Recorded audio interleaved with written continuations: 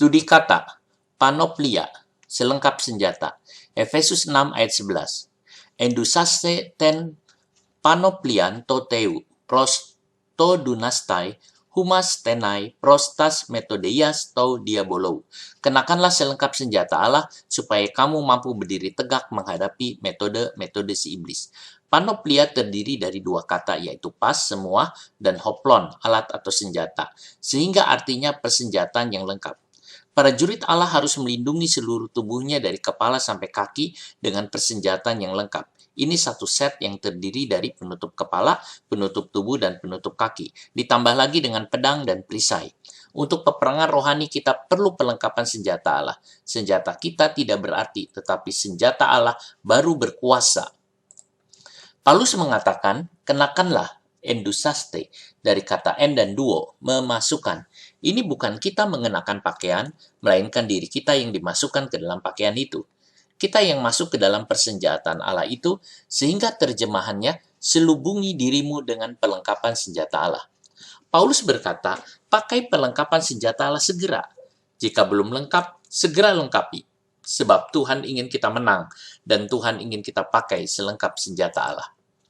Jika memakai perlengkapan senjata, maka kita mampu berdiri tegak untuk melawan segala strategi iblis. Sepatu prajurit Romawi alasnya diberi paku, sehingga tidak mudah terpeleset.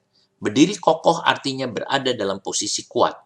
Seorang prajurit harus mempertahankan posisinya, sehingga tidak memberikan sejengkal pun tanah hatinya kepada musuh untuk mendudukinya. Iblis memiliki metodeias untuk mengalahkan manusia. Metode adalah cara yang sistematis. Tetapi Tuhan tahu siasatnya. Sehingga jika kita melekat dengan Tuhan, maka iblis tidak berdaya. Senjata iblis hanya satu, yaitu penipuan. Setan selalu menunggu seseorang lengah, seperti singa yang sedang menunggu mangsanya. Ketika lengah, baru diterkam. Jangan pernah pergi tanpa memakai baju perang, sebab kita tidak pernah tahu di mana bertemu dengan iblis. Setan mempunyai data tentang nama-nama orang Kristen, termasuk segala perbuatannya, kelemahannya, supaya bisa menuduh dan membuat orang Kristen terkapar.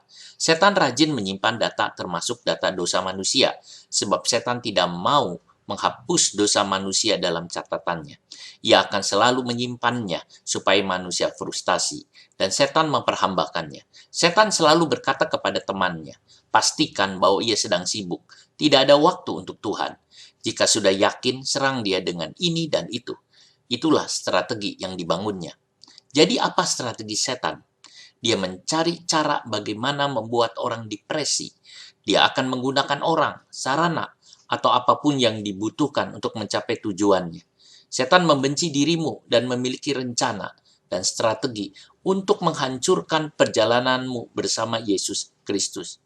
Itulah salah satu alasan besar mengapa kamu mengalami pergumulan dan putus asa dalam pengalaman Kristen. Kadang-kadang kita mendengar orang berkata, ya, jika kamu seorang Kristen, kamu tidak harus mengalami pergumulan apapun. Inilah dusta iblis, sebab iblis ingin orang lengah, lalu tahu-tahu hubungan dengan Tuhan hancur. Inilah strategi iblis.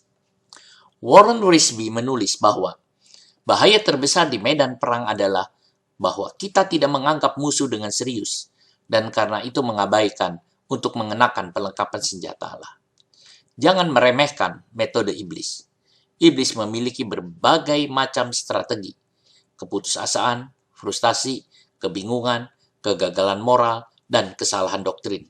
Dia tahu titik lemah kita dan bertujuan untuk itu. Jika dia tidak dapat melumpuhkan kita dengan satu metode, dia akan mencoba metode lainnya. Yang paling serius dari metode iblis adalah tipu dayanya. Sebab itu, pakailah selengkap senjata Allah. Jangan abai. Haleluya. Amin.